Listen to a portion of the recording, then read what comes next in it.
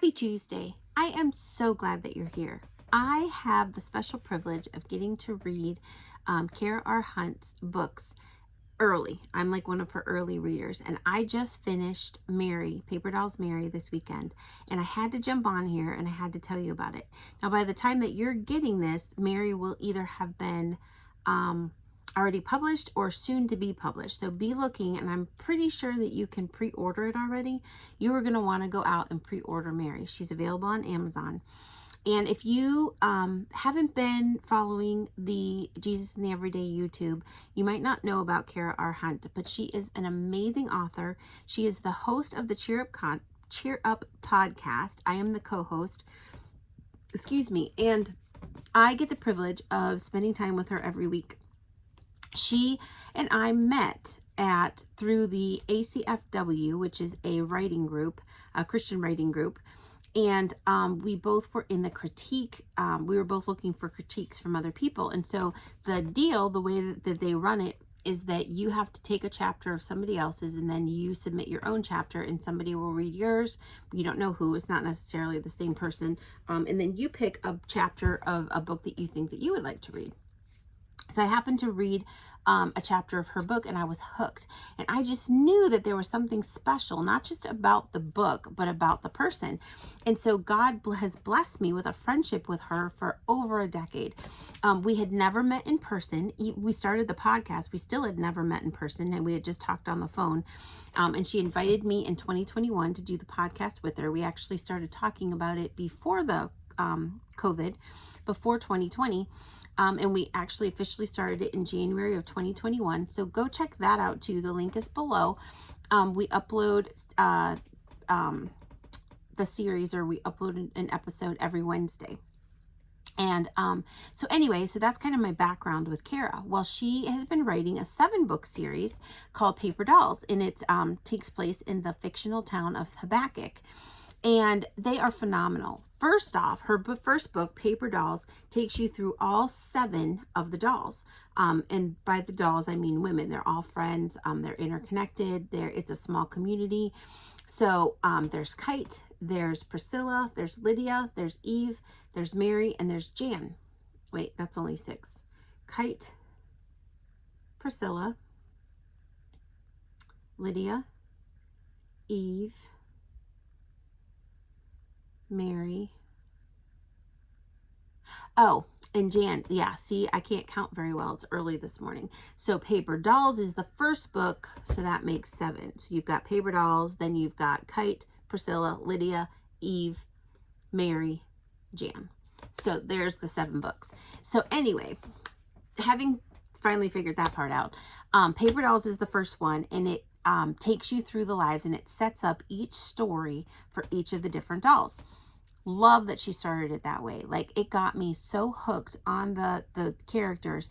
And I have to tell you, as a reader, there were some of the characters that I didn't think I liked in Paper Dolls. And then when they had their own book, they became one of my favorites. Priscilla is one of them. And, well, I always loved Eve. I loved Eve from the beginning. She was one of my favorites. Still is. But I have to say, after having read Mary, really love Mary too. So Kara is one of those writers who can weave a tale, and she puts romance in there, she puts suspense in there, and as each book goes, the suspense builds up in the series. So Mary is the second to last book in the series, and I gotta tell you, it had me on the edge of my seat. Not like scared, but like cheering the town on, cheering these people on. It was so, so good. Kara just knows how to weave a tale, and I highly, highly recommend that you pick up the whole entire series. So at this point, 5 of the books are out. So we have Paper Dolls, Kite, Priscilla, Lydia, and Eve. They're all out. And by October, Mary should be out as well, I believe, unless Eve is coming out in October and Mary comes out in February. Either way, you've got to pick them up. You can read them on Kindle, you can read them on paperback, and you can read them in audiobook. So, but I want to talk for just a couple minutes about Mary, her book. This book was wonderful. So it talks about, well, I mean, there's like a whole underlying backstory of suspense and even kind of a little bit of the paranormal. It talks about demons, it talks about angels, it talks about spiritual warfare, it talks about how to protect ourselves, but it's still a women's fiction, contemporary fiction novel. So it still sticks with all of that in that genre. So if you're someone who doesn't like paranormal, still pick it up, because the paranormal, well, and I really shouldn't even call it paranormal. The only reason I say paranormal is because it talks about spiritual warfare. It talks about how we're fighting not people, but we're fighting spirits. We're fighting the enemy, and the enemy is the devil. The enemy is Satan. That's what I mean by paranormal. But in most Christian fiction books, you're going to get that. It just might not be spelled out as much, but you're going to get that, because that's what we fight. We don't fight people. We fight, even though the people are the ones that are coming against us, whether with words, whether with actions, whether roundabout through our job, through our family, through relationships, whatever. People are the catalyst, but it's really Satan working behind the scenes and working through the lives of people. So anyway, what I'm getting at, don't be scared if you don't like paranormal. I still highly, highly recommend picking up the book. And I think that you'll really enjoy the way that she writes those parts. I know that it brings me closer to God. It reminds me of the truth and the power that we have as believers. But the one of the themes, one of the subplots of the book that I really loved was how Mary felt guilty because she felt like she failed her child. She felt like she didn't protect her the way that she needed to protect her. And oh my goodness, how many of us have those feelings throughout our life, throughout our parenting journey? How many of us have that opportunity when we can look back, if our kids are a little bit older, and say, oh, I didn't do that right. Oh, I messed up there. Oh, I wasn't as good of a mom as I should have been there. Oh. But one of the things that I absolutely love about the Paper Dolls series is that you're allowed to not be perfect.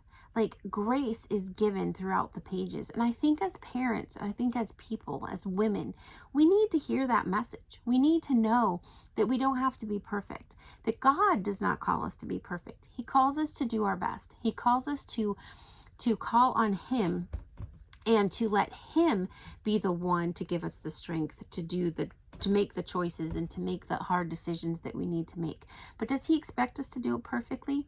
Absolutely not. As Kara and I have been, we went through the Old Testament earlier this year, and this fall we're going to start going through the New Testament when we're done with the screw tape letters.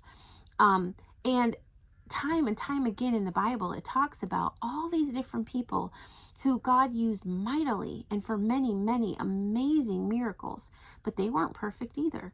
David, he committed adultery, and then he killed Bathsheba's husband so that he could have Bathsheba as his wife. That's not perfect. Noah, after he built the ark, lived on the ark, and then they came off of the ark and started to rebuild the population or repopulate the earth. He was a drunkard. He had a drinking incident that brought shame. Moses, he wasn't perfect. He got mad at the Israelites, which I can see why. They were kind of difficult to deal with. And those are just in the Old Testament. In the New Testament, you have Paul. Paul murdered Christians. That's what he did for a living before God got a hold of his life and changed him from the inside out. So none of us are perfect. And I love how that theme comes out so prevalently in Mary. I love how God can use fiction to speak to our hearts. Every single book, there is this underlying message of family and strong family ties and strong friendship connections that are as close as family. And don't we need that in today's world? Don't we wish that we lived in a small community where we could just be surrounded by people who accepted us for who we were, who challenged us to do better, who encouraged us and came alongside us, and we could do the same for them? So I really truly think that you should pick up Mary, but you can't just start with Mary. You seriously have to start with the first one, which is Paper Dolls. Then it goes Paper Dolls Kite, Paper Dolls Priscilla, Paper Dolls Lydia, Paper Dolls Eve, Paper Dolls Mary, and Mary leaves you with a cliffhanger to Paper Dolls Jan. And I cannot wait to read Paper Dolls Jan too. Amazing series. In fact, I'm going to be really sad when it's done, except that I know the author and I know what she's working on next. And so that's going to be just as great, I'm pretty sure.